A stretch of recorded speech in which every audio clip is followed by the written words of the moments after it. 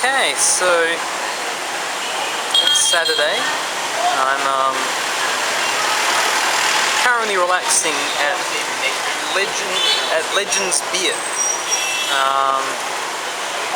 Kind of stumbled across this place while wandering around Vietnam, and it's quite nice actually. So I'm sitting on the balcony and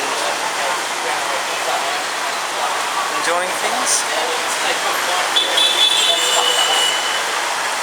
As you can see, yeah, the traffic is eased up a lot since 1,000-year celebrations, right? Riding around Hanoi is a lot easier than a week ago, so things are a little bit less crazy. I got a pint of their Dunkel. I was gonna start with their Weizen, but unfortunately they didn't have any in stock, so I went straight for the Dunkel. And it's really nice. It's the best Vietnamese beer I've had since coming here. Stylistically, I'd put it a bit closer to something along the lines of an English porter. So it's got a bit more of your roasted caramel, and so your sort of toasted flavors that you get from your chocolate and black patent malts, as opposed to your Cara dash malts or your other less heavily roasted grains. So it's not a true Dunkel, but it's very tasty nonetheless. It's quite malty. I also got myself a Vietnamese flag, and whenever I go overseas, I buy the flag of the country I go to, because I find flags are an interesting symbol.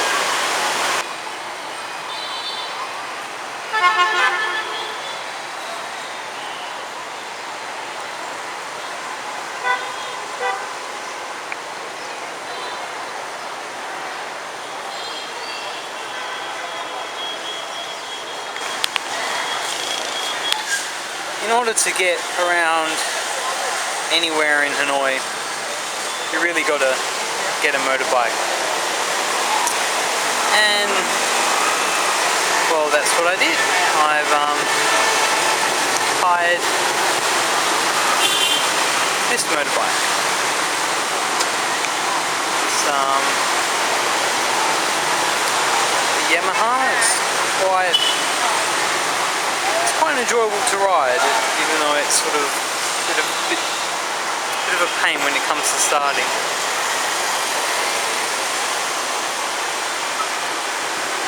Riding a motorbike is actually heaps and heaps of fun. I've sort of discovered in this holiday. So yeah, I'm quite enjoying riding the mean streets of Hanoi. As much as Vietnamese traffic kind of looks chaotic and insane, there's a strange logic behind it, and once you've ridden in the traffic for a while, you get to learn the unwritten rules, and it actually gets quite easy. I mean, there's a lot of things which I'd probably have to do back at home, like, you know, giving way, or checking before entering in an intersection, which really don't happen here. It's people just ride where they want, and everybody expects that to happen, and you ride around each other. Somebody walking a push bike the wrong way down a highway will be considered to be a bit of a dumb thing to do, but they're expected here. So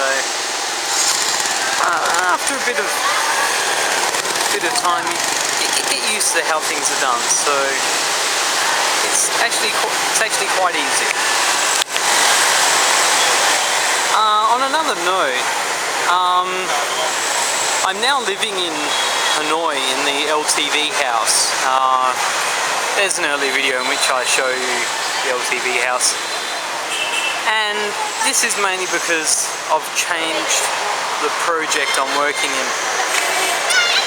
I'm no longer working at the National Park, and that's due to well, mainly health reasons really. I was having a lot of difficulty digesting the food. Having rice every day seems to mess with my digestion for reasons which I won't go into right now. So the new placement I'm on is I'm working at a children's hospital. Essentially what I do is I turn up every day and it's my job to, well, entertain the children pretty much. So the age of the children varies from about, ages 4 or 5 to about 11. So we do stuff like, colouring in pictures, teaching a bit of English, and all sorts of other things like memory games and whatnot. It's actually quite a lot of fun. I have a good time there, so I quite like the change of pace from the park. Spending and also living in Hanoi is just much more enjoyable than the isolation of a Nam Dinh province. Also, I get more of a variety of food here, so my health has improved dramatically since coming back to Hanoi, and just the general social contact I get out of being in an absurdly crowded house and in an absurdly crowded city.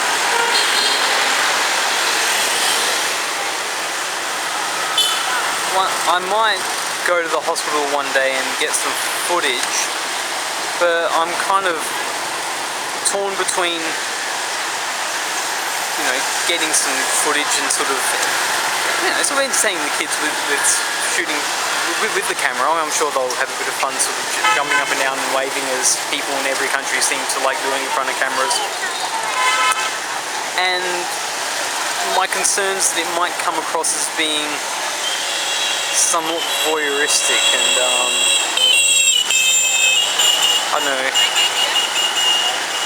insensitive, because, well, really these kids are, at the end of the day they are sick, and I don't want to be seen as being insensitive to the fact that, that they are there for treatment. So I don't know, I'll sort of talk about it with the local volunteers of the hospital and see what they think. So yeah, there's still a lot of stuff in the city left over from the 1,000 year celebrations. I'm not sure how long they'll be leaving them up, but it's a nice feel to the city, I must say.